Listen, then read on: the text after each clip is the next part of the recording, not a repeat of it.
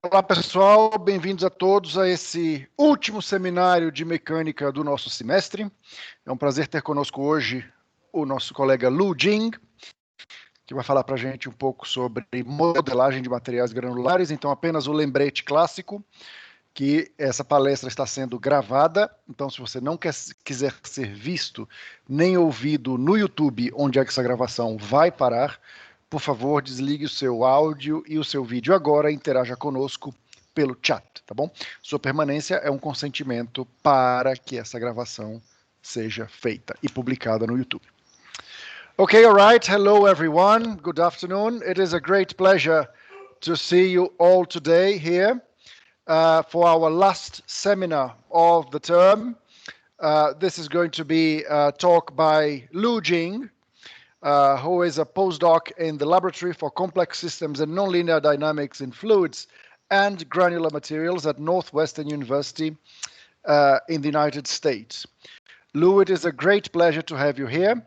So before I give you the word, let me just say that this seminar is being recorded and we are going to post it online on our YouTube channel. So if any of those who are present does not want to see their face on the internet or their voice to be heard on the internet, please switch off your camera and your mic now and interact with us on the chat. Okay, we can convey your questions to the speaker via the chat.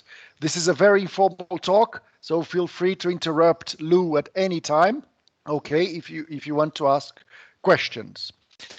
Lou, thank you so much for accepting this invitation. It's a great pleasure to have you here.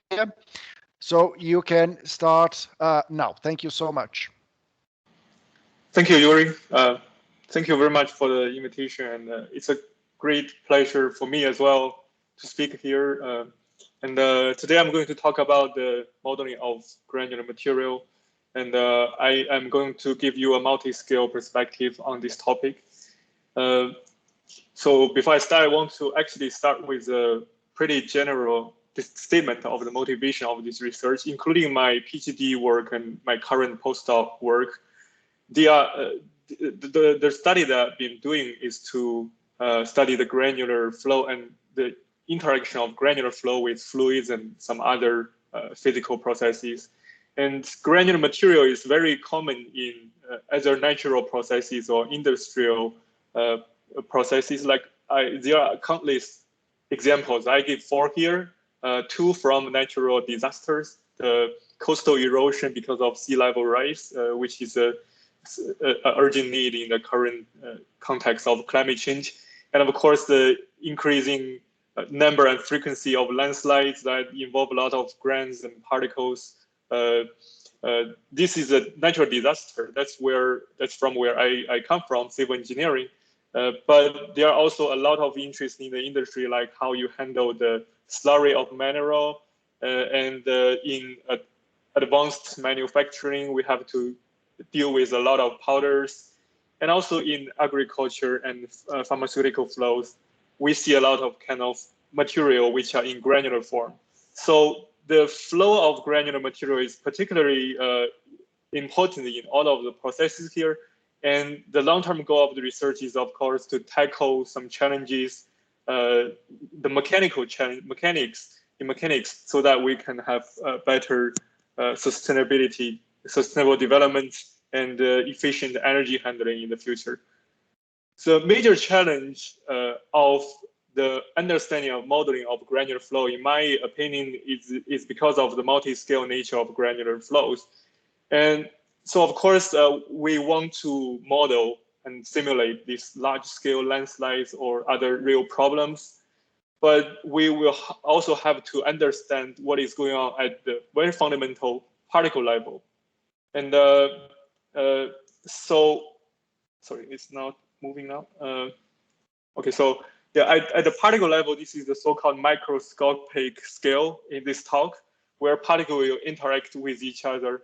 And then we can go up to the mesoscale, where you see the beautiful force chains here.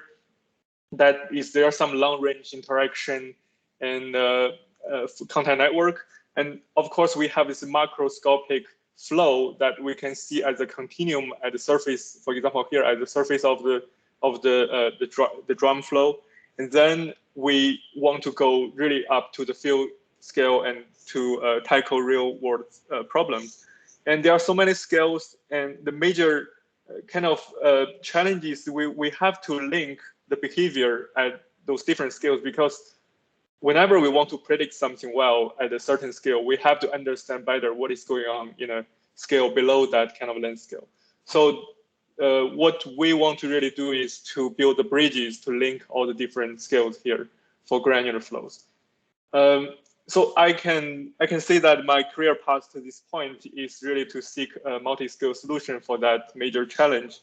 And I start my PhD research in Hong Kong, and with Dr. Fiona Koch in the University of Hong Kong. There we are in a computational geomechanics lab. And then if you have been to Hong Kong, you know that Hong Kong is really the beautiful place where you have combination of mountainous and oceanic views.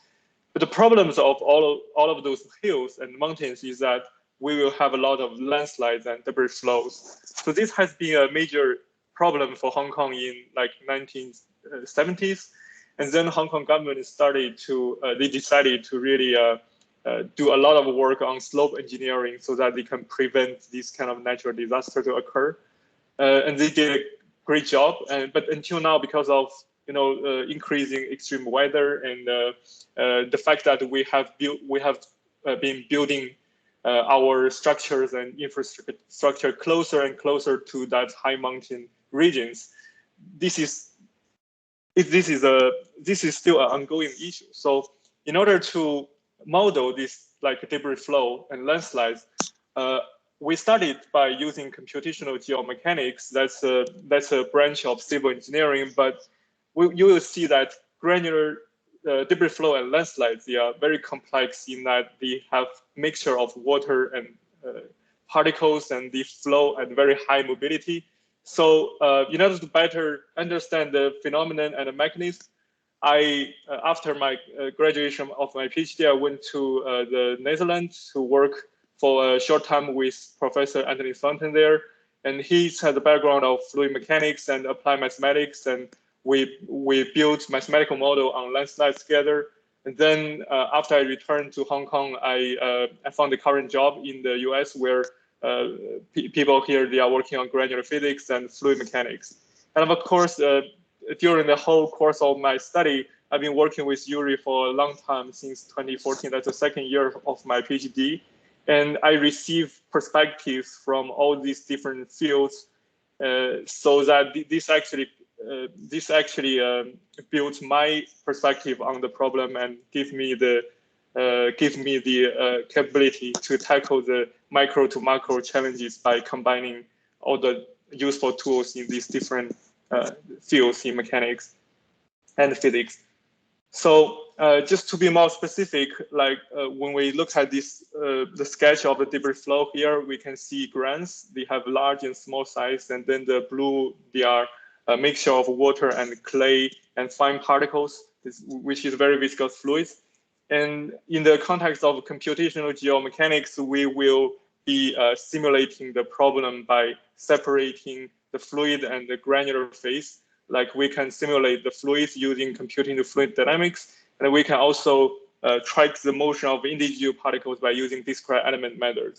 So I guess the discrete element method is something that everyone is familiar with, but for those who is not, this is an approach that you can model particles as particles. So you track the motion of every motion and forces on every particle, and then you can reproduce what is going on at the large scale.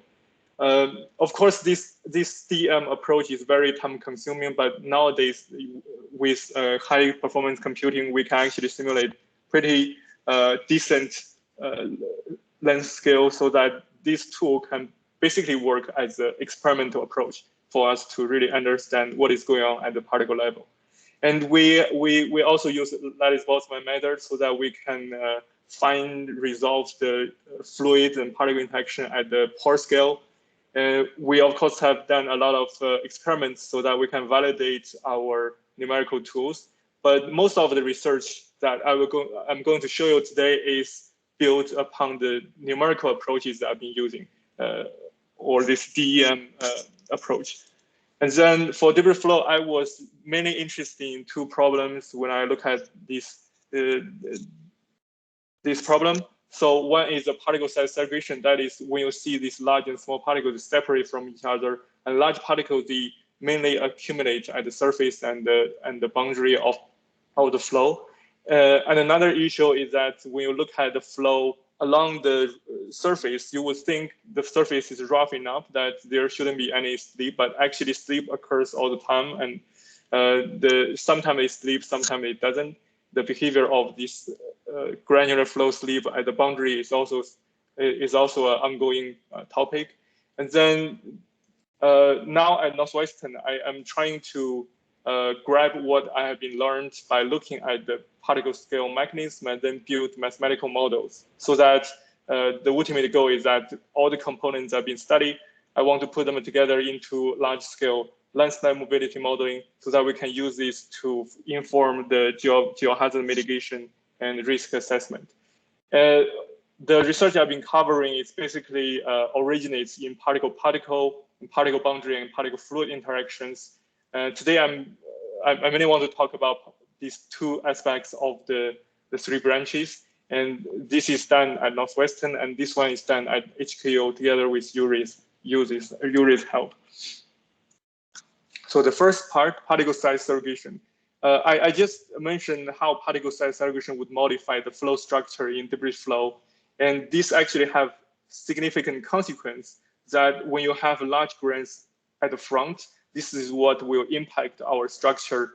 And then another thing is that this will channelize the flow to make it narrower and at the same time faster. So this will boost the speed and mobility of the flow. And particle size segregation is actually something occurred everywhere. Like in this riverbed, you will see that there is a layer of large grains covering fine particles, so that they protect the small particles from eroded by the fluid flow. And this so-called coarsening of the riverbed is one of the things that we cannot simulate well. And then this is also responsible for the delta drawn in some major rivers all over the world, including this Mississippi River in the US. And then segregation is also a major problem in industry where you handle granular material. Usually in the industry, you want to mix different materials together. And because of this tendency of segregation, large and small particles, they will not be mixed well. And that will either compromise the quality of your material, or this will lead to energy, kind of waste of energy in the bulk solid handling. Lou, can you just go back quickly? This rotating drum, is it 100% filled with two different kinds of particles? It's actually just half filled. This is empty. And what are the white particles on the bottom? Whites, they are large particles. Initially, it's a mixture. Okay. We only see black, and then as we rotate it, we can see the large particles start to appear at the surface, and then of course go to the boundary, because this is where it is transported to. Yeah. I see. Okay. Yeah. So if we look at this like a simplified scenario of segregation, here we only have two different particle sizes. But in natural processes, of course, we usually have a wide range of particle size distribution. And here we only have large blue particle and small red particles. And when we pour the particles on a slope, and then we can see the large particles rise to the surface naturally as they flow down and then accumulate at the toe of the slope.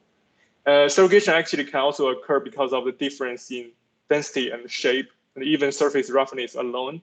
But I focus a lot today on size segregation, but we have been studying size and density as well as shape segregation as well. So one way to understand segregation from the microscopic picture is the so-called kinetic sieving. That is when we have a flow, large particle and small particle mixed together, we have a lot of opening of voids because of the flow, and small particle will tend to find the voids easier than large particles. They percolate through the voids under gravity, at the same time displaying large particles to the surface. And this idea of kinetic sieving has led to a lot of modeling at the continuum level. So one of the most popular or commonly used approach in continuum scale is to model segregation using a transport equation. And if you look at the equation, this is C is the concentration of a particular species, like large particle or small particle. And this is the time derivative of the concentration. And the rest of the term, advection and diffusion, they are pretty standard as in any transport phenomenon. But what is special here is that we will have a segregation flux term, which tells us how fast two different species separate from each other.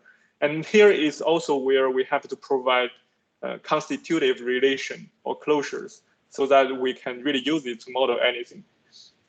Like this is an example of the simulation using this kind of equation from my current lab. And then you can see the blue, so the black is, so this is the color is the concentration of small particle. Black means this large particle, and white means this small particle. You can just see the evolution of the concentration here on the surface, which represents a layer here in the surface. Of course, the model here has a lot of things to tackle. It has been shown to be successful in many flow geometries, but there are also a lot of challenges. And a good review paper from our lab is here. So the challenges, I want to mention 2 points. The first one is that if we really look at closely how segregation occurs at the particle level, you will see asymmetric behavior in large and small particle. And what I show here in the middle is a DM simulation of a periodic boundary fluid flow cell. It represents a small piece of flow here.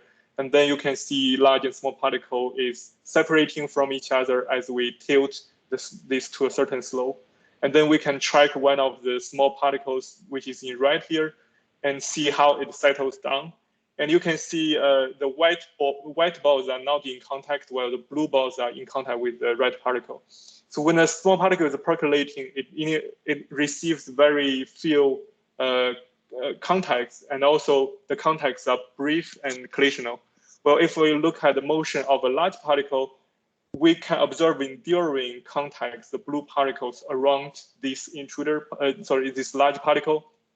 And there is a tendency of shear because of the shear in the flow, that particles going this way and that way. This kind of rolled the particle upward because of the enduring shear. So we can see that the motion of small and particles, they are very different in the physical process. This indicates that at the continuum level, we should not simulate the motion of large and small particles symmetrically, but that's what people do in most of the current models. So it has to be handled asymmetrically. And another issue is that, so far we have been built most of our segregation model based on this gravity-driven flow, like the slope I showed you in the previous slide.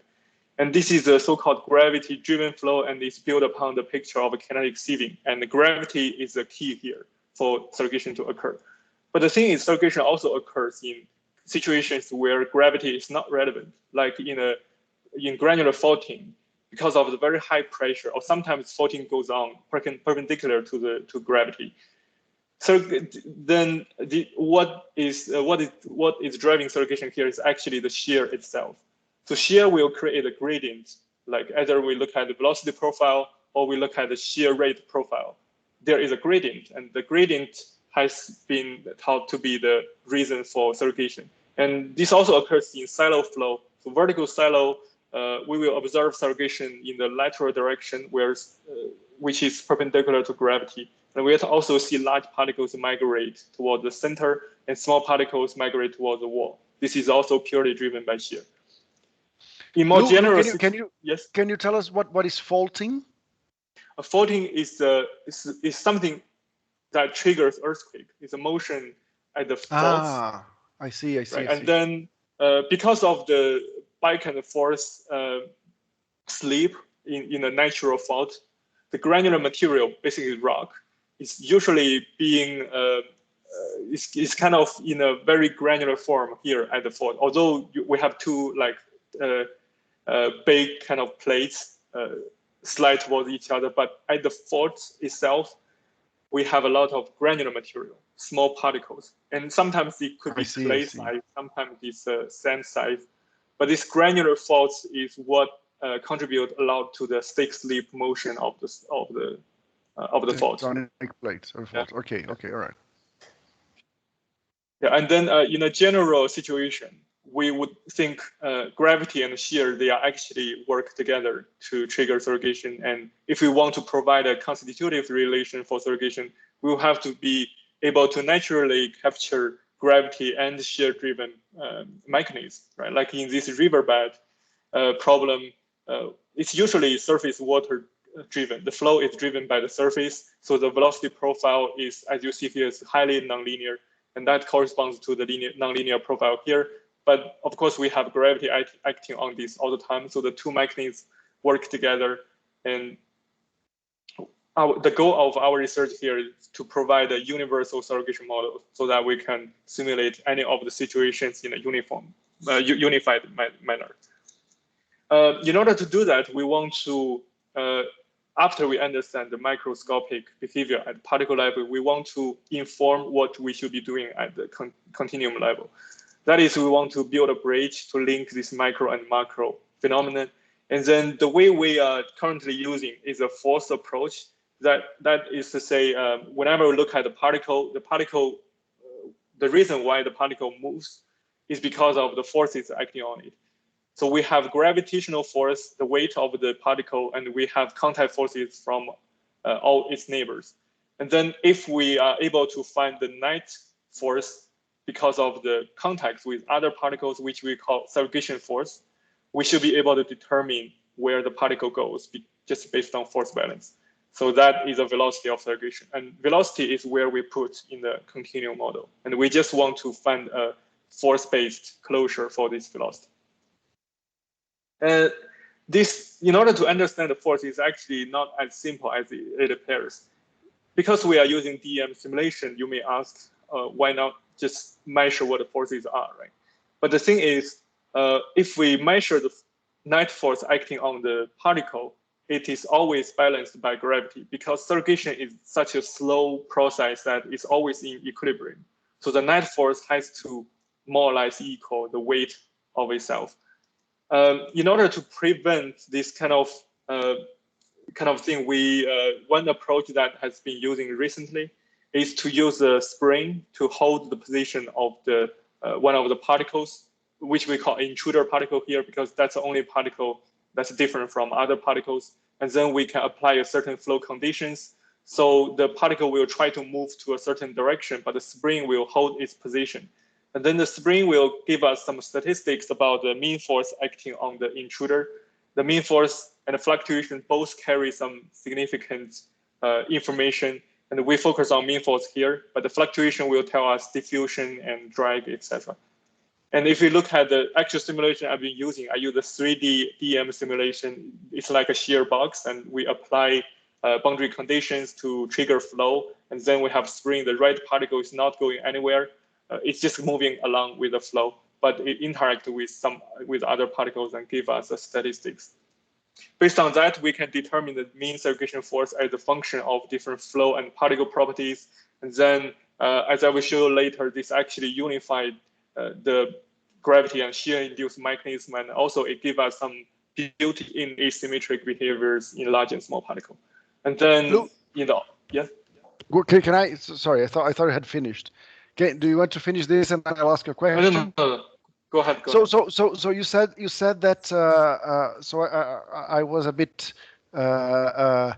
confused by what you said, that forces. If you measure the force on DEM on a segregating particle, the force will always give you gravity in the opposite direction, so that the particle is in equilibrium. So when you say that, are you saying that the equilibrium happens in a statistical sense, in the sense that the time average of the forces is gravity, and then segregation will be caused by the imbalance of fluctuations? That's not. Well, the first half of your statement is correct. I think in my opinion, that whenever you want to know the force, you have to do time average, and then you won't get any statistically significant results by comparing that force with gravity, because the particle is not accelerating, or it accelerates in no time compared to the segregation time scale. But I don't think it's, for the second statement, I don't think segregation is because of the fluctuations. Although in the literature, some people, once they observe this quasi-equilibrium process, they would say segregation occurs because of fluctuation. But what I'm going to show you later will prove that we have a pretty strong segregation force. And although I may not have time to cover this, but I can tell you the reason why we always get this equilibrium is because once the particles start to move, we have a relative velocity with the bad particles, and this relative velocity will give us a drag force. And then the drag force is a resistive force when you have relative velocity, but it's not there when the segregation is first triggered, right? So what we are looking at here is the force that triggers segregation. But once segregation occurs, you will have drag force. The drag force messed up your measurement because what you get is a net contact force, and there's no way to separate how much of the force is driving segregation, how much of the force is resisting the force. The motion. But yeah, just in analogy to a settling of particle in fluids, we know buoyancy and we know drag force. But the fact that both drag and buoyancy force are coming from fluid, and in this case coming from contact forces. And in fluids, we naturally know how much is buoyancy, but here we don't know. So I think I can roughly say what we are studying here is a granular buoyancy. But I will show you that it's not just about buoyancy. There are something else as well. I see. Very good. Okay. Yeah. So and then in the outlook, I will try to link this mean segregation force to the continuum level formulation. And then another challenge about determining segregation force, especially since we are trying to separate gravity and shear-induced mechanisms, is that most of the common flow configurations that we're using, gravity and shear, they are coupled. Like either the shear is induced by gravity, or the gravity will change the velocity profile. So in order to vary these two mechanisms separately, we use this so-called control velocity shear cell. This is where for each individual particle, we apply a stabilizing force on the particle, and this force is proportional to the difference of the particle velocity to a desired velocity profile, so that we just give a small kick to the particle to maintain an overall velocity profile. We can apply this independently of gravity, so that we can generate either homogeneous shear, like a linear velocity profile, or inhomogeneous shear with different curvature, even if we don't have gravity. And here we choose to use the quadratic form for inhomogeneous shear because if you take a second order derivative of the velocity profile, you have a constant curvature. It could be either positive or negative. So that's the imposed velocity profile. And then for the case with no gravity, we impose these three types of velocity profile, and we have a large intruder here. We can observe that for this linear velocity profile, there's no segregation force. And then if you have a positive curvature or positive shear rate gradient, we have a positive force. And if it's negative, the force is negative. So it seems that the segregation force in this no gravity scenario is proportional to the shear rate gradient. That's the curvature of the flow. And then based on dimensional analysis, and here we have pressure and shear rate, and we have shear rate gradient, we have a size of the intruder. We can use this to normalize the force and the curvature, and we can come up with a force scale, which looks like the central part is the curvature of the velocity profile. And now if we change the intruder to a smaller intruder, now the intruder is smaller than other particles, we can see that when we go from large to small, the force here changes its direction. So that means we will have a prefactor, what we call Fs here. It's a dimensionless function of the size ratio R. I can show you the details of this function later on, but that's the basic information of these magnets. Now we know that if it's a linear shear, there's no shear-driven segregation, and now we can turn on gravity on this velocity profile to see how gravity induces segregation. And if there's no gravity, we do not measure any net segregation force. And if there is gravity, we have a pressure gradient, hydrostatic pressure gradient, and we can see the segregation force pointing upward. But at the same time, the particle will feel its weight. But this segregation force is greater than the weight, then the particle will go up. Or if we change it to a smaller intruder, everything is the same, but the thing is the segregation force now will be smaller than the weight of itself, so that the small particle will settle down. And again, based on dimensional analysis, this is actually a buoyancy force that is proportional to the pressure gradient, and the pressure gradient is induced by gravity. And we have a prefactor Fg that's also a function of R. We call this a size ratio corrected buoyancy force. So what do you define? What do you define as pressure, Lou? Pressure is it a continuum? It's a continuum. It's a flow pressure. So like the pressure field here is for the whole flow. We do not consider the local pressure around the intruder, although you can do that. And certainly the intruder will disturb the pressure field around itself. But the thing is we use the overall flow quantities. So is this pressure related to the contact of the forces, of the particles? Yes. So the change of the local pressure is a co-consequence of the interaction. And it's basically the same thing as the segregation force we are measuring. It definitely correlates with the local pressure distribution, but it doesn't help with prediction. We will need to connect this force with some measurable fields, like the pressure gradient of the whole flow, so that we can do prediction. I see. So ultimately, this will be linked to the granular temperature, local granular temperature, in a thermodynamic way. Yes, it could. Actually, that's a good point. But actually, I would think for dense granular flow, the temperature is more correlated with the shear rate. So this shear term, actually, you can somehow translate this into temperature gradient. It's just the prefactor will be more complicated.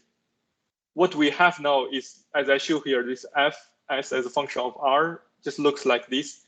It's nearly insensitive to the inertial number. As we go from 0.05 to 0.5, there's no much difference of the curve. But if you change this shear rate to granular temperature, then you have a more complicated dependence on other flow fields. I see. And then the second term, the gravity term, is also something similar. You go up to a peak here at size ratio of R, and then it goes down, and then looks like going towards a constant as we further increase the size. And if we look at how the intruder behave at the particle level, so this is small here is because of the percolation. The small particle does not contact with other particles a lot.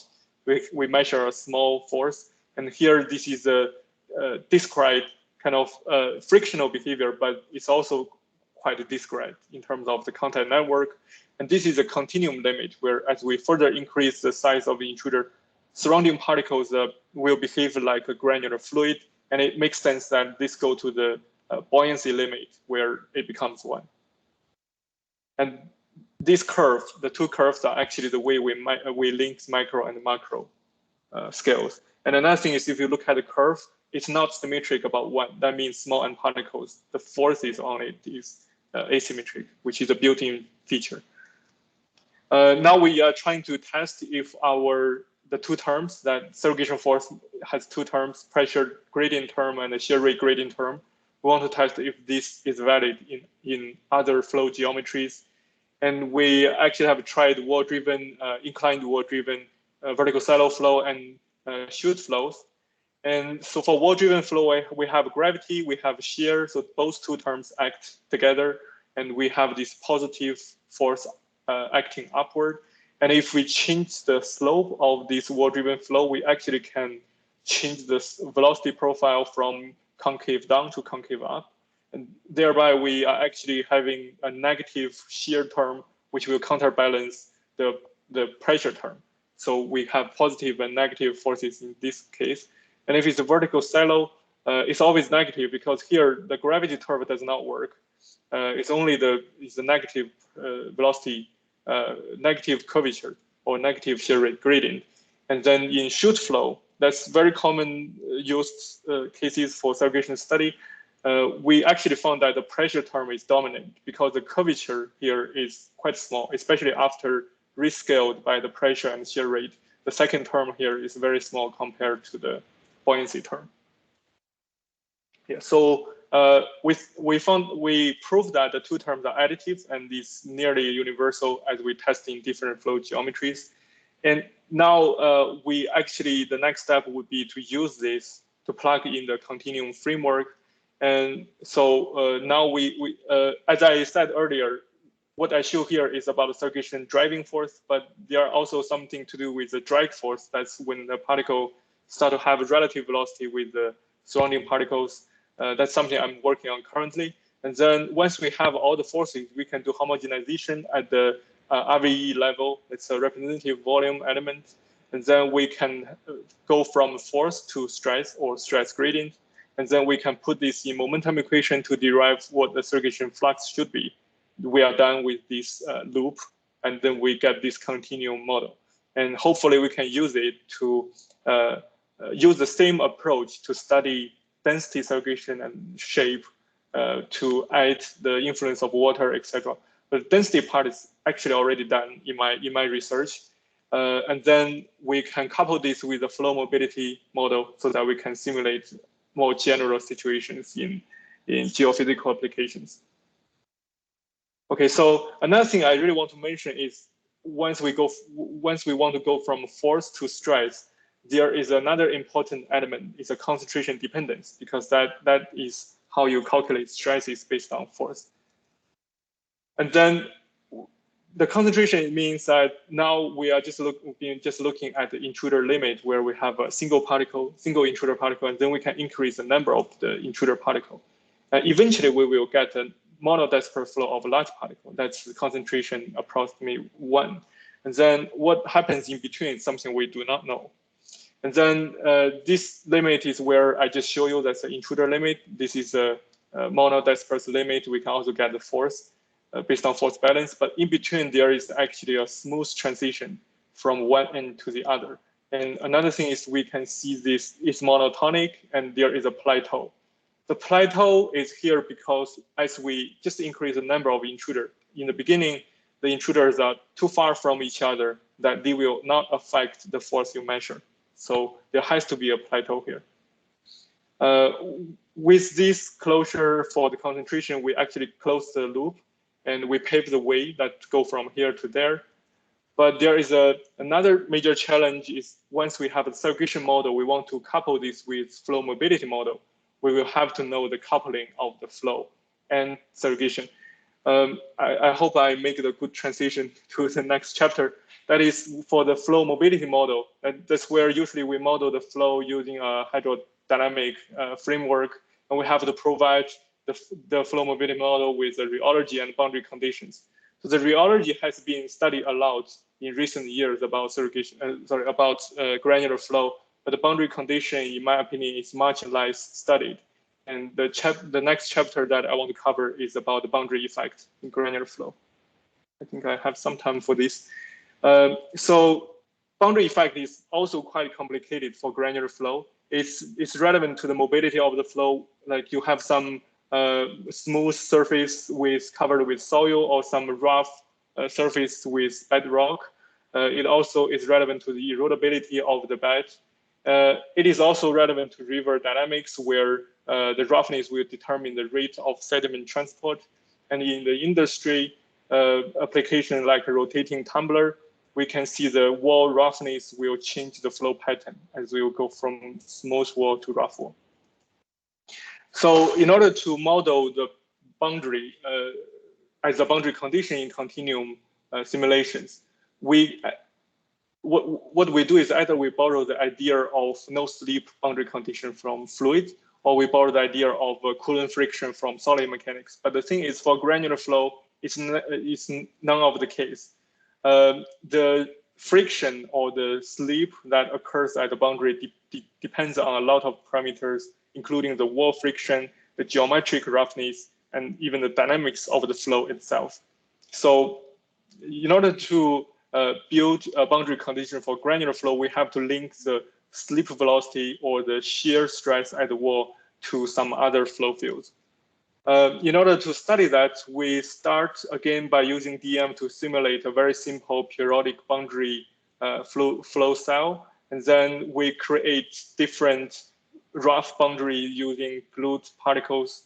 And we can change the thickness of the flow of the base, or the piking fraction of particles at the base, or we can just assign a regular piking, triangular piking with different spacing and size of the particle at the base, so that we can generate a wide range of rough boundaries. And this is research that I've been doing together with Yuri since 2015, I think.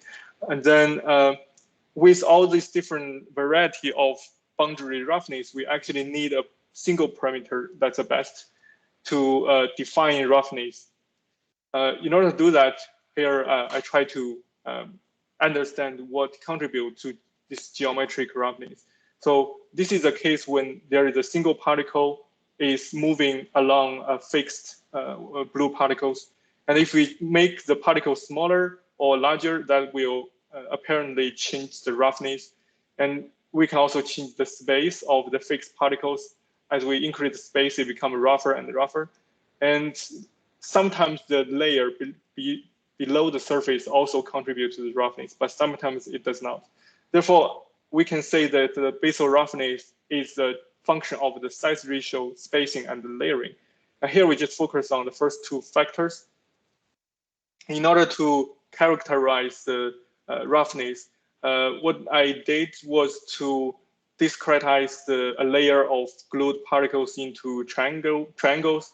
And then at each triangular void, we can consider that when you have a particle flowing along this triangular area, there is a situation where the roughness is the maximum, is when the particle can be just trapped by the triangular void. And this will give us the area of AM, that's the most stable case. And then this other general case will give us the arbitrary area AI. And then the ratio of the two area will define a roughness parameter at the local position. And we can do statistical analysis over the whole plane to define an overall roughness for a certain plane. Now, I try to use this to use this idea. This RA is a dimensionless parameter that we define. We want to see if it works. And we generate a lot of different flows with different thickness and slope angle over these different types of rough base. And we can see this parameter can indeed tell us that below a certain value, 0.5, there's always slip. And above a certain point, 0.6, there's always no slip. And in between, that is the transition from slip to no slip. And with this understanding, we move forward to think how we can model the boundary effect in continuum theories. And here I will give you two examples. The first one is the application of this understanding of rough base for depth average modeling of granular flow. So depth average modeling is similar to shallow water equation for fluid, but this one is for granular flow. And on the left-hand side, this is a momentum, the rate of the momentum change. And on the right-hand side, there are different forcing terms. And the first term is gravity. Second term is a basal resistance that comes from friction. And the third term is something related to the thickness difference, the gradient of thickness in a certain direction. And the key here is the second term on the right-hand side of the equation, that is the friction. We need to specify what is the friction for granular flow. And then there has been a lot of different models in the literature, starting from constant model in early time, that is the Coulomb model. And then Publicans showed that this friction is actually velocity dependent. Then it comes up with a function that has to be related to the thickness and front number. And there are also other studies show that there is a velocity weakening mechanism for this friction. Here I will focus on Publicans model and show how it works for different roughness. And then we want to give you a generalized friction law that will consider different roughness. So I first go through very quickly what Publicans model is. It's actually very simple. You can have a slope where you pour, you have an opening here of h, and then you will generate a flow, a granular flow. You have two major parameters, the theta, that's the slope angle, and thickness. These two parameters will give us, so if theta and h is high enough, we will generate a steady flow. And if either of these parameter is too low, the flow will not occur. That's a no flow region. So using this kind of combination of the two parameters, we can define no flow and steady flow regime, and the line separating the two regimes is called h-stop curve. That's where the flow will stop. And then what they do is when you have flow, you can change the flow thickness and theta to measure the mean velocity. And you can see there are several separate curves. And then they found that if you normalize the velocity by thickness, that's a Freud number. And if you normalize the thickness of the flow by this h-stop curve, that's where you have some built-in dependence on the theta. Then you can collapse all the data. That's the so-called h-stop scaling. And this serves as a constitutive model for shallow water modeling of granular flow. But the problem is this whole approach here does not, it only works for rough bed. So I try to reproduce this whole procedure in DM simulation. I'm using 2D here, but it works the same in 3D. And I add one dimension of parameter that is roughness. And for rough base, I reproduce what Publican found. You can find this h-stop by changing thickness and theta. And then I change the roughness from smooth to rough. So smooth is blue points, rough is red points. And in between these as I change roughness from 0 to 1. And you can see that Publican scaling only works for the red points, that's a rough base. But for the blue points, because slip occurs, then the prediction of velocity is certainly incorrect because we have not considered how much slip it occurs at the base. And in order to close that, we now will give this slip velocity as a function of RA or the roughness. And then we can feed this to the scaling by subtract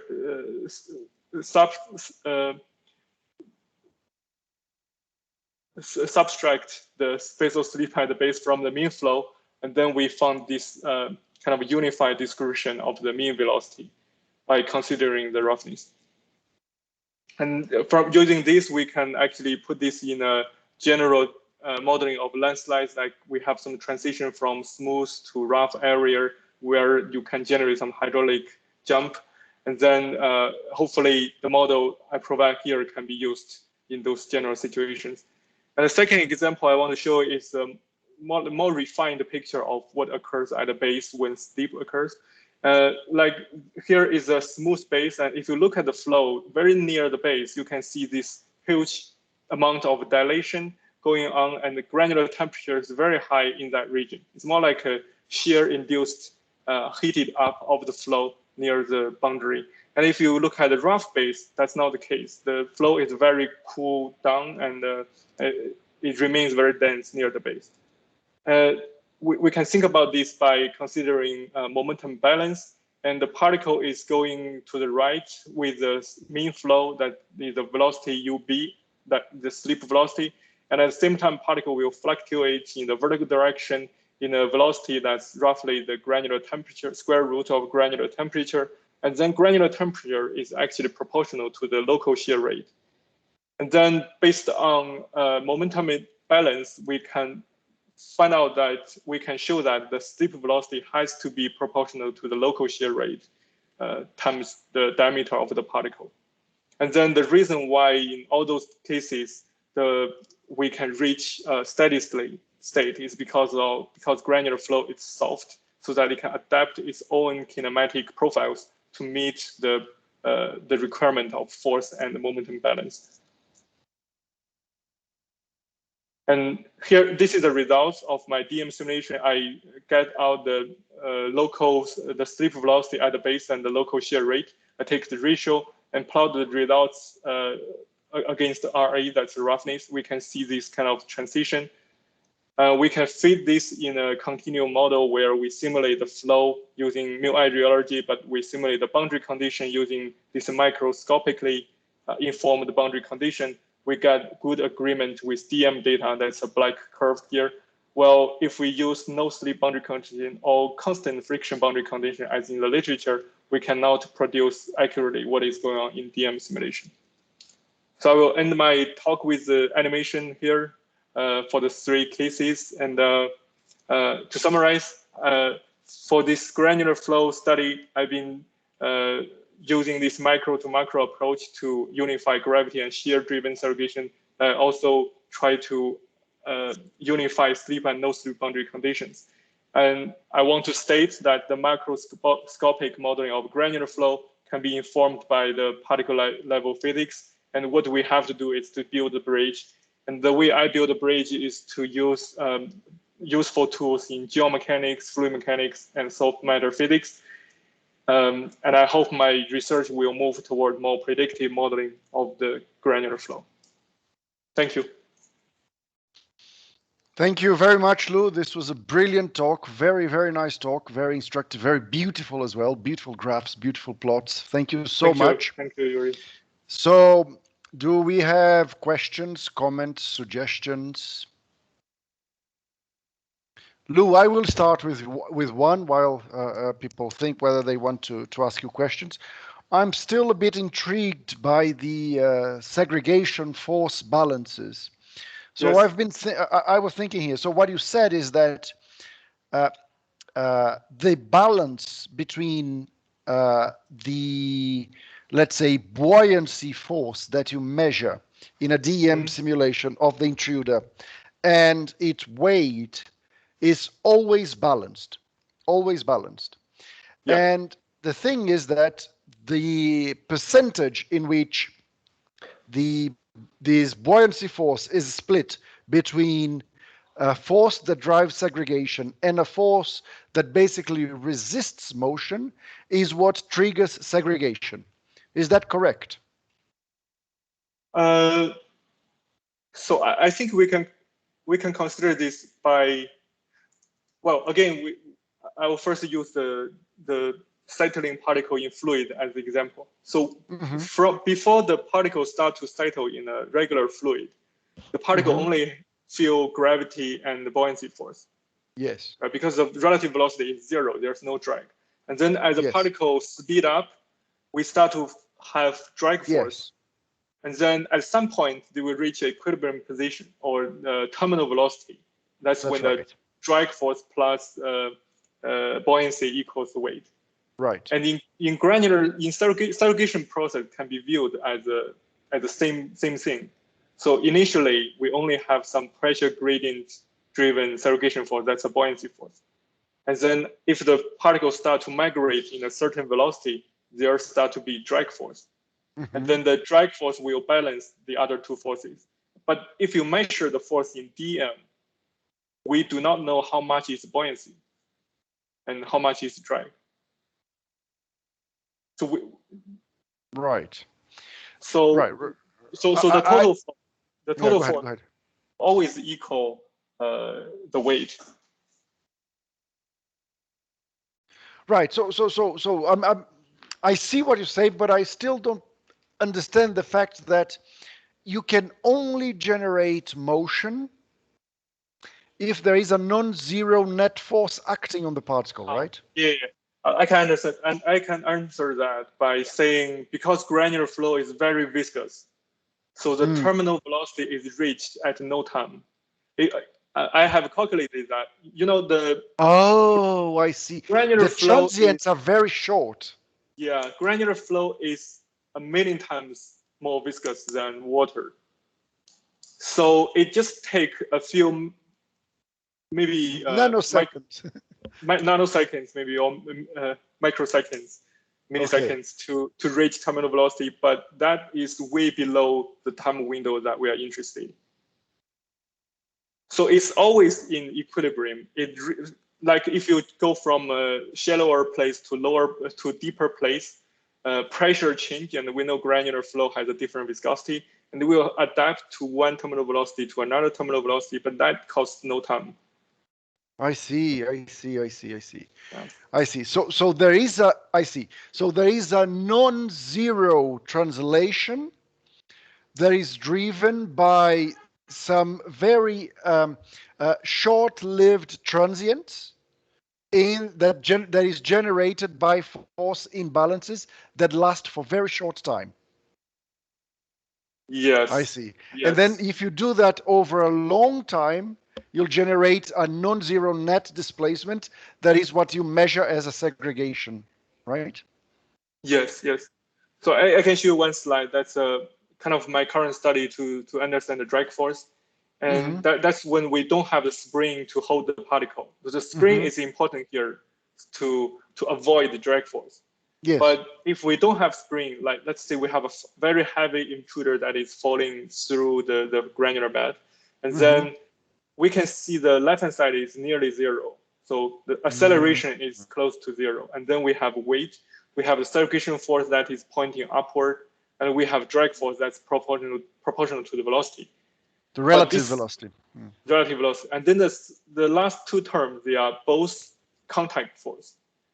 So now if you just measure what are the contact force on intruder and then get the net force, that equals weight. Because you don't know how much here is driving, how much here is resistive. And we will have to close one first to know the other, or we have to remove one to know the other. So the way we measure segregation force to remove drag. And actually, I'm currently using a different approach to measure drag. That is to use a uniform flow where there's no gradient. So there's no pressure gradient, there's no shear rate gradient. We are pretty sure that all the forces are drag force because we are just pulling the particle down to measure the net force only. That's drag only. So in that case, it's not segregation, right? It's just sedimentation. There's no segregation force in that case because there's no gradient. Yeah, so either we have to know one to know the other, or we have to turn off one to measure the other. That's a tricky thing about this problem. I see.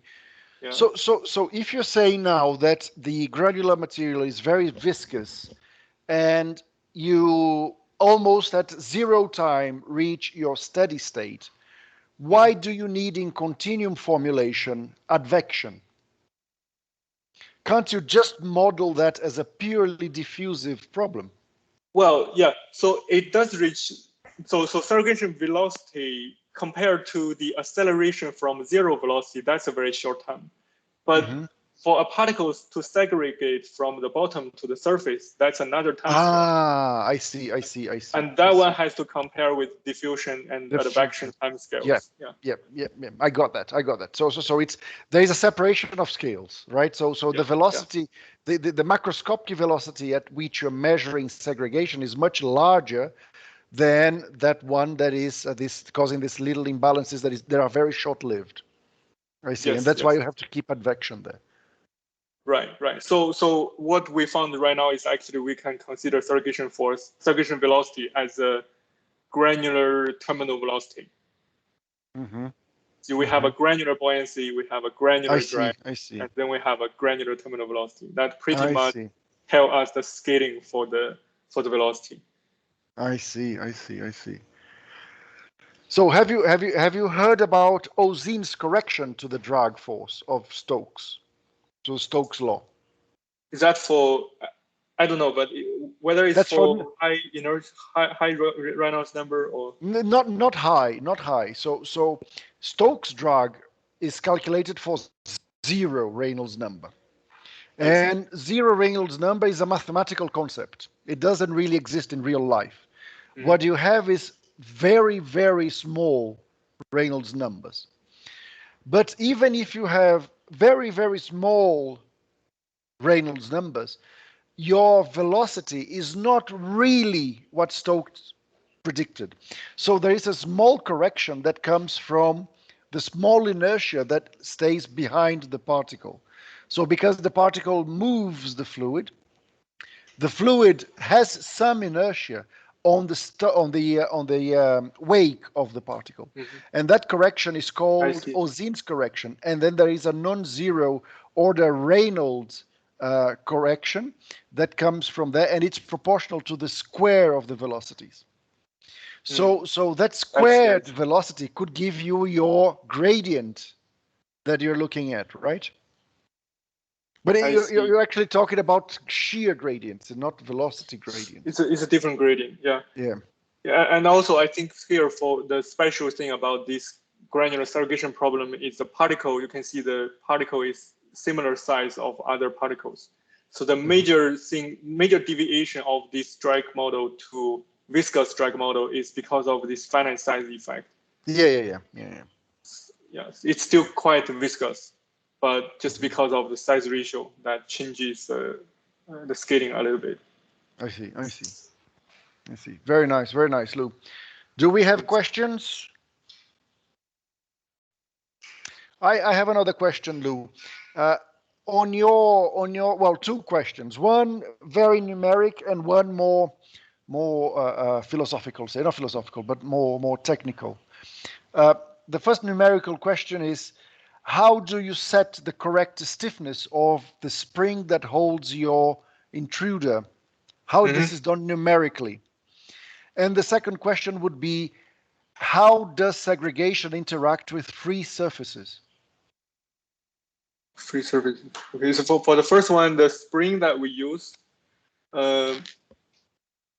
it actually, so one thing I didn't have time to show is that the spring here only acts in the vertical direction, but the flow is 3D. So it has the total six degrees of freedom, but we only fix the vertical direction using a spring. And then, therefore, the particle can still migrate in the laterally, horizontal plane, and it go together with the flow. So that makes us, I think that explains why changing the stiffness of the spring does not affect the results. It's not like if you really use even if you use the infinite stiffness for the spring.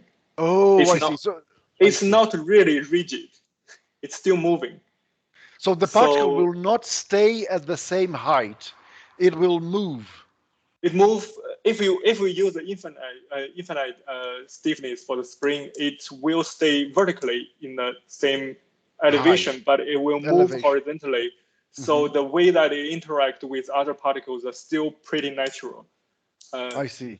But anyway, we have shown that the stiffness of the spring does not affect the results very much. But there are exceptions. That's when the spring is really soft, the particle will move too far so that it goes to the boundary. Then that will lead to different result because we want to make sure that there's no boundary effect. Right, and a very stiff spring will probably cause stiffness on the integration, right? You'll have to change your time step so that the forces are well captured. On the spring. Yeah, I guess so. Although we don't do that high spring, but the spring that we use, usually they compare with the spring of the contact force. Don't be too strong compared to that one. Then it's fine. I see. Yeah. I see. And how about the free surfaces? The free surface, you mean free surface flow? Yeah. So your results for the so in this case you're simulating a free surface flow. How would you so in terms of a continuum modeling, would this be exactly the same model that you have derived? Would you use that to describe the same flow, or you would have to change something to account for the free surface, the presence of the free surface? Does it change the velocity of segregation because there is a free surface there? I see what you mean. Yeah, I think that's the boundary condition you have to give. Like you would have to simulate the free surface or the other boundary, the rigid boundary at the like no flux or something like that. You have to define where the boundary is in order to really solve the PDE. Another thing is the pressure. For some of the terms that I've been using, it involves pressure term. But at the free surface, there is actually no pressure. And some people use the treatment that you probably like. The top pressure at the top is about 2 particles deep. It's like a small kind of artificial pressure to avoid singularity. That's another treatment about free surface. But in general, I think you have to provide the boundary condition at the free surface. I see. So you believe that it's all taken into account by boundary conditions. There is no the constitutive model still holds. Well, in terms of the physical process, I would believe that the particle behavior is different when they get close to any boundary, rigid boundary, free surface. Segregation will be different. Diffusion will be different as well. That's complicated. I don't think any current model really look into that. It's usually simulate the bulk, but leave the boundary condition, leave the boundary as boundary condition, and this will pretty much match the velocity, the final concentration profile. But there is definitely some physical process that is ignored at any boundaries. Yeah. Mainly, my motivation for this question was that I thought in my big picture that the let's think in terms of your intruder. The intruder will see as it gets closer to the free boundary, it will see a more asymmetric flow. So on the if you assume the flow that you're seeing here, as you move towards the free surface, you're going to have less particles on the top, right? Yes, so exactly. there is going to be an imbalance in terms of contact. I see. That's actually Lily Starren's argument. Why? Because she was the one who measured the mean contact force and found out that the mean contact force is always balanced by gravity, and she was wondering if the fluctuation drives segregation. And then she said, when you go down to deeper and go up to free surface, that is a different kind of process. Going up is easier than going down because you don't have much from the top. I see. I think from at least in our framework, we do not consider this kind of influence because the mean force, we can measure the mean force and relate this to pressure gradients or pressure. That doesn't tell us if this is close to free surface or not. There's no such information. It's all reflected in pressure or pressure gradient terms. I see. Interesting. I have another technicality question that you made me think of when you said that you set K roughly to the same stiffness of the particles themselves. So I guess you used here Hertz model, right? For your DEM simulation. And what kind of damping? Was it linear damping? Yeah. So how sensitive are the measurements to the constitutive models that you use for your DEM? It's not sensitive at all. So all the parameters we've been tested, we've been testing, including Young's modulus or the stiffness and restitution coefficient or damping parameter, the results is not sensitive. The only thing is friction. If friction is above 0.3, it's not sensitive. Or if it's below 0.3, it starts to show some dependence on the friction parameter. But otherwise, particle property does not affect this. Yeah. I see. I think the friction one is quite interesting because in some experiments, people found that frictionless large particles do not go up; they sink. They sink as if they were like they were not being held by the granular media. Right. There's no friction. And what we found is so it's consistent with the force picture here. The force we measure. The upward force we measure for frictionless particle is smaller than the weight, so it will go down. Yeah, I think as you said, because all the things here is driven by shear, right? So there are some tangential interaction, etc. But when you turn off that, it's just weaker. The supporting force is weaker. I see. Very good. Do we have more questions? I think there is one in the chat, but in the chat, let's have a quick look. Okay, it's here. Yes, David. Thank you for a good talk about your model. How do you deal in your continuum model with the self-organization of particles? As you shear your granular bed, you are inducing some compaction, and then you are decreasing the motion of the particles. So how important is this contribution for predicting geophysical flows? Self-organization. So I understand self-organization here, some sort of crystallization. I see. Yeah, that's something me and Yuri have been looking at as well. If we use like strictly monodisperse flow, all the particles are of the same size, and sometimes we will see this ordering, and I found it's mainly originates in the boundary. So if you have a smooth or flat boundary, particles organize very regularly there. And this like a nucleation, this will propagate to the whole flow. But if either we make the boundary rough, or we make the particle, give the particle a small part dispersity, then there's no problem. Oh, but he said, how do you determine this in continuum model? Right? Yeah. That's a tough question. For this compaction, so for the flow, to simulate the flow, like including geophysical flows, we can sometimes we consider the flow as incompressible flow, and we just fit in the friction model or rheology model to simulate the flow fields. But there are also models that will consider the change of volume fraction. The dilation usually is also coupled with friction. That's very interesting and tough problems. But I think it's especially important when the flow is slow, it's quite static, like the initiation of a landslide. But it's less important in a highly mobile debris flow, because everything is in motion already. In motion, yeah. But I read this question, and I think in a similar way as I thought about the boundary condition, right? The free surface. If you have a gradient of packing fraction, there will be an asymmetry, a built-in asymmetry of your contacts, right, Lou? And that can change segregation, right?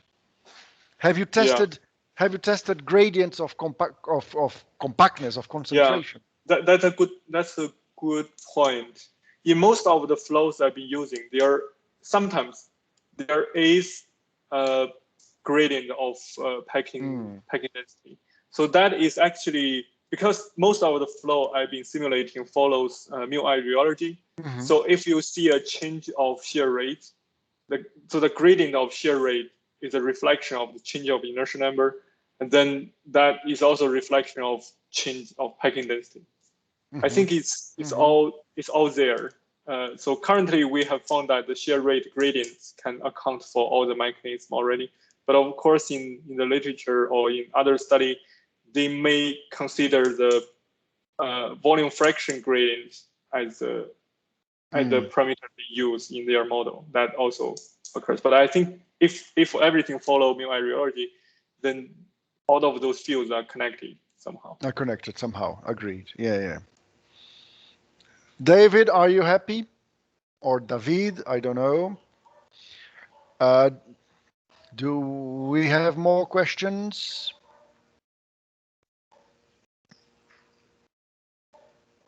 Okay, all right. So, yep. Yes, thank you. He says thank you, Lou. Okay, so Lou, I cannot thank you enough for your availability, for your kindness in accepting this invitation. It was very nice to see you here, to listen to you. Very knowledgeable, very conscious of what you're saying and you're studying. So that's very pleasant to see and to indulge. Right? We want to learn more. That's very good. So, do you want to say something before we see you off?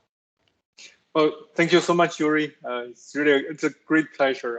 I'm very honored to be here, and thank everyone for here. And I think yeah, I hope I can see you in the future and share some updates with everybody. Definitely, yeah, it would be great. Yeah. So Lou, thank you so much. Thank you everybody for your presence. And I will stop the recording and say goodbye to you all. Thank you very much. See you next semester. Next semester, we will have again more talks. Bye-bye. Right. Thank you, Rick. Bye-bye, Lou. Thank you so much. That was very kind.